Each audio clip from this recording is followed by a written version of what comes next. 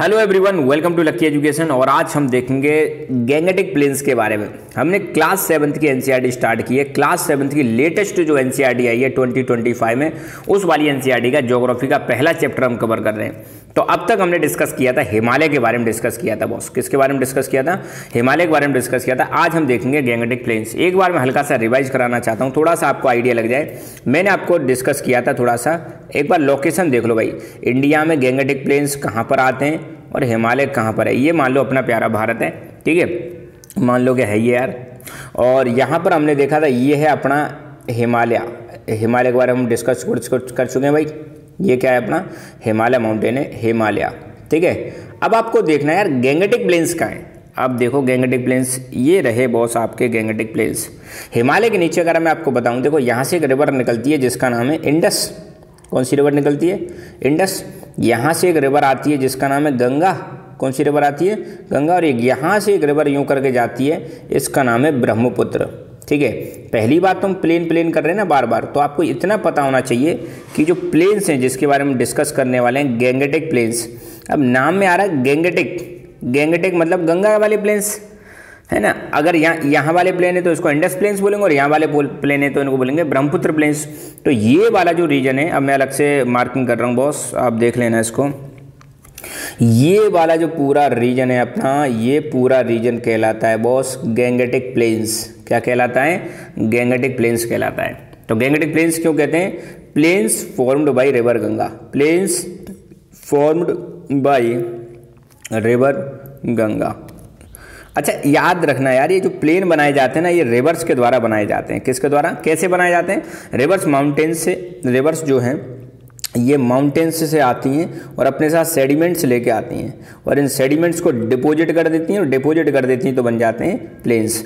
अच्छा एक और खूबसूरत बात आपको क्या याद रखनी है, इन प्लेन्स में जो मिट्टी पाई जाती है वो है आपकी एलुवियल सॉइल। कैसी सॉइल है बॉस? वो एलुवियल सॉइल, जो कि बहुत ही ज़्यादा फर्टाइल सॉइल है। दूसरी खास बात यहाँ पे आपको याद रखनी है प्लेन्स में बॉस, जो यहाँ पे हिमालय में नहीं थी। ये जो प्लेन्स है ना भाई साहब, ये आपके प्लेन रीजन है। कैसा रीजन है? प्लेन, एकदम प्लेन रीजन है। प्लेन रीजन है तो यहाँ पे ट्रांसपोर्ट की फैसिलिटीज़ बहुत अच्छी हैं। ट्रांसपोर्ट का जुगाड़ अच्छा है। यहाँ पर रोड का नेटवर्क बहुत अच्छा मिलेगा, यहाँ पर रेलवे का नेटवर्क बहुत अच्छा बनेगा। चूँकि सॉइल फर्टाइल है तो इसलिए यहाँ पे एग्रीकल्चर बहुत अच्छी होती है। एग्रीकल्चर बहुत अच्छी होती है क्योंकि हिमालय वाले रीजन में। और यहाँ का क्लाइमेट भी अच्छा है यार, नो डाउट। क्लाइमेट भी यहाँ का कैसा है? मॉडरेट क्लाइमेट है, ना ज़्यादा गर्मी और ना ज़्यादा सर्दी। क्लाइमेट अपना कैसा है? मॉडरेट क्लाइमेट है। अब जब यार इतनी सारी चीज़ें हैं, ऊपर से वाटर अवेलेबल है, खूब सारा पानी अवेलेबल है। क्यों पानी अवेलेबल है?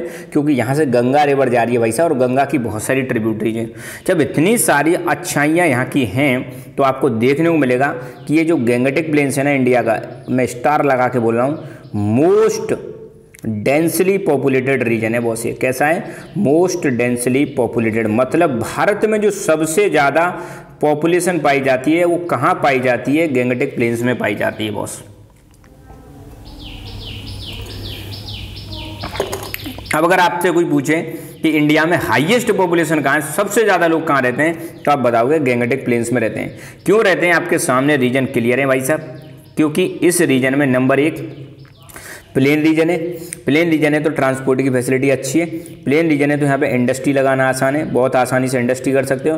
प्लेन रीजन है, यहाँ पे एग्रीकल्चर भी बहुत शानदार होती है। और इंडिया में यार सबसे ज़्यादा जो एग्रीकल्चर होती है ना वो यहीं पे होती है। फिर प्लेन रीजन है और यहाँ पे साथ के साथ में सॉइल बहुत फर्टाइल है, एलुवियल सॉइल पाई जाती है, एग्रीकल्चर होता है, ठीक है। इन सब सुविधाओं की वजह से, और यहाँ पे हैबिटेशन बनाना भी आसान है।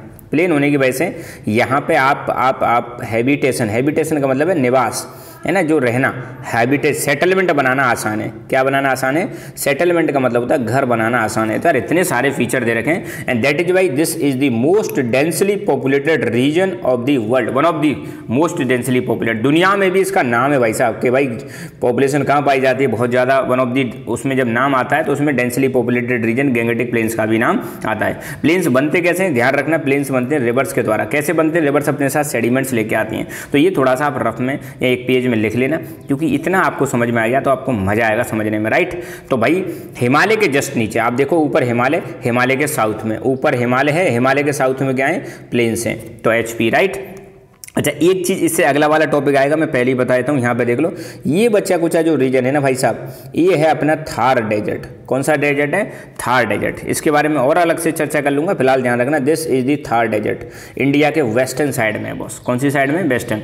और आप सोचो यार, पॉपुलेशन इतनी यहाँ पे, जो अपना उत्तर प्रदेश है ना, यूपी राजस्थान, यूपी की जो पॉपुलेशन है पाकिस्तान के बराबर है यार लगभग, और ज़्यादा ही हो, इतना ज़्यादा मतलब डेंसली पॉपुलेटेड रीजन है। चलो अब अपनी बुक में दे रखा है वो देख लेते हैं। गैंगेटिक प्लेन्स, अब आपको सिचुएशन समझ में आ गई होगी भाई साहब। गैंगेटिक प्लेन्स का मतलब क्या है? The plains formed by river Ganga are known as Gangetic plains. तो यहाँ से गंगा रिवर आती है, यूँ गंगा रिवर, याद रखना गंगा जो रिवर है ना, गंगा माता का भी दर्जा दे रखा है, ये गंगोत्री ग्लेशियर से निकलती है। कहाँ से निकलती है भाई? गंगोत्री ग्लेशियर से निकलती है। गंगोत्री ग्लेशियर कहाँ है भाई? उत्तराखंड। तो कोई पूछे रिवर गंगा कहाँ से निकलती है, उसका ओरिजिन पॉइंट क्या है, तो आप बताओगे sir Ganga river Gangotri glacier से निकलती है। पर कोई पूछे साहब गंगोत्री ग्लेशियर कहाँ है? उत्तराखंड में सर, है ना। तो देखो भाई, as we move southward from the Himalaya, जब आप हिमालय से नीचे की तरफ जाओगे साउथ में, we reach vast and fertile Gangetic plain. तो हमको देखने को मिलेंगे, हम गैंगेटिक प्लेन्स में नीचे एंट्री मार जाते हैं। वास्ट को मतलब बहुत ज़्यादा विशाल। तो आप देखो यार नीचे कितना भयंकर लेवल पे फैले हुए हैं यहाँ पे। ये है अपना गैंगेटिक प्लेन्स पूरे में फैले हुए हैं यहाँ पे नीचे, हिमालय के नीचे। These plains have been important part of the history and civilisation. भाई साहब हिस्ट्री का इंपॉर्टेंट पार्ट है, क्योंकि आप सोचो यार, जब हम एंशियंट हिस्ट्री पढ़ते हैं, 7th 6th में भी आपने पढ़ी होगी, 7th में भी आप पढ़ोगे, यहाँ पर बहुत बड़ी बड़ी डायनेस्टीज ने रूल किया। यहाँ पे एक राज्य हुआ करता था भाई साहब इस जगह पर, जिसका नाम था मगध। मगध में एक से एक बड़े साम्राज्यों ने रूल किया था।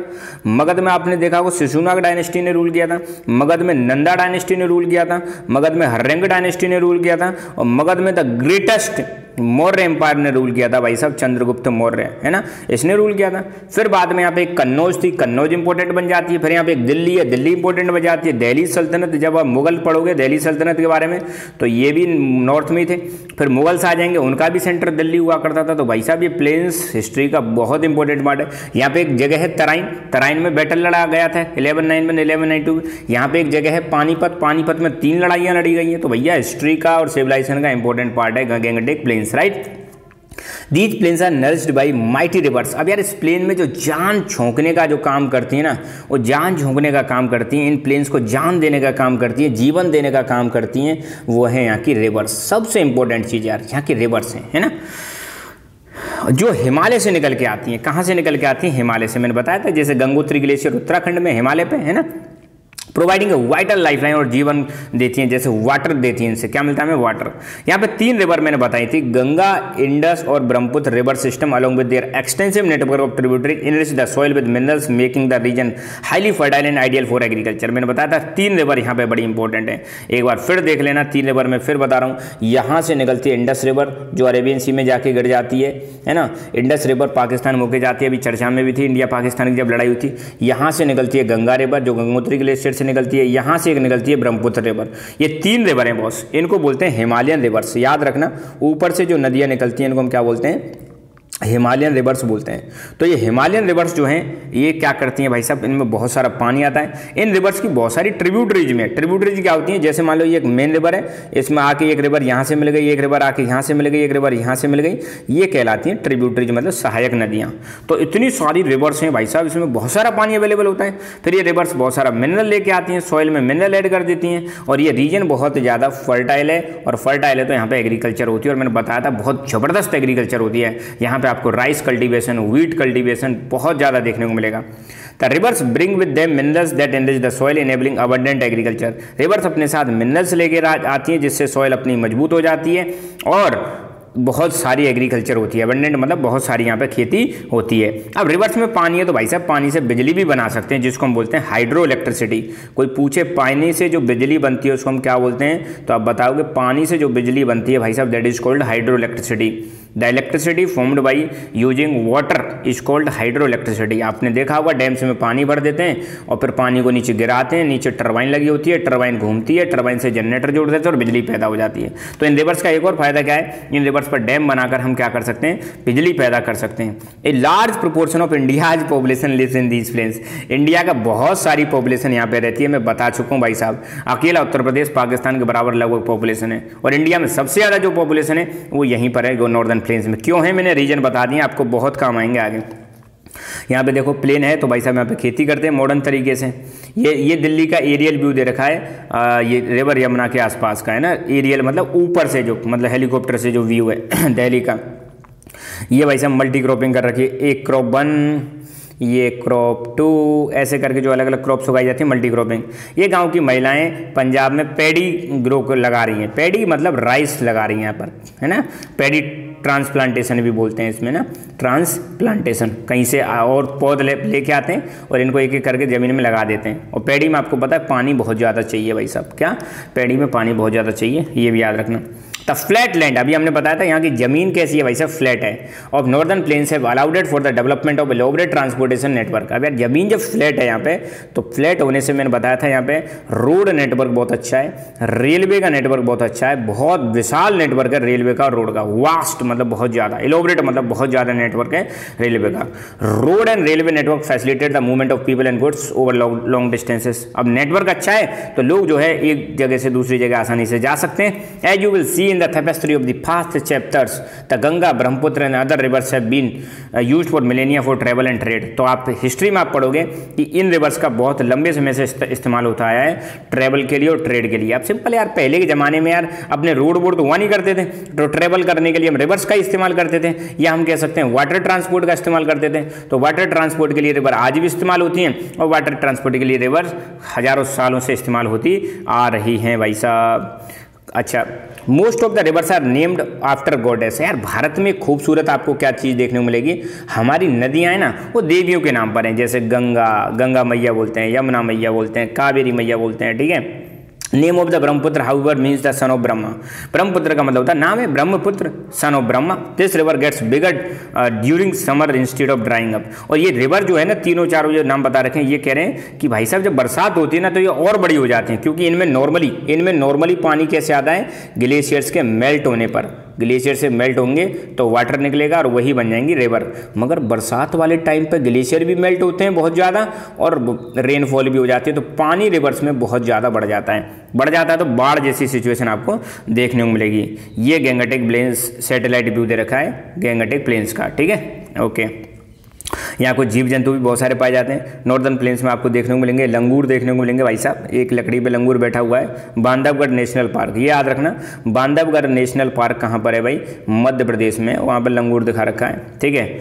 और यो है आपका टाइगर साहब, टाइगर है भाई साहब। टाइगर आपको पता है आज की डेट में खत्म होने की कगार पर है, on the verge of extinction का मतलब होता है खत्म होने की कगार पर है। इसलिए सरकार ने 1973 में टाइगर्स को बचाने के लिए एक प्रोजेक्ट चलाया था, उसका नाम था प्रोजेक्ट टाइगर। कोई पूछे प्रोजेक्ट टाइगर कब चला था, 1973 में चला था। क्यों चला था, क्योंकि टाइगर्स की पॉपुलेशन डाउन जा रही है, बहुत कम हो रही है, तो इसको सपोर्ट करने के लिए ये चलाया गया था प्रोजेक्ट टाइगर, ठीक है। यहाँ पे आप देख सकते हो भाई साहब मगरमच्छ, वाह, इंडियन घड़ियाल जिसकी लंबाई लगभग 2.5 से 4.5 मीटर लंबा होता है भाई साहब, देख रहे हो लंबाई घड़ियाल की, है ना।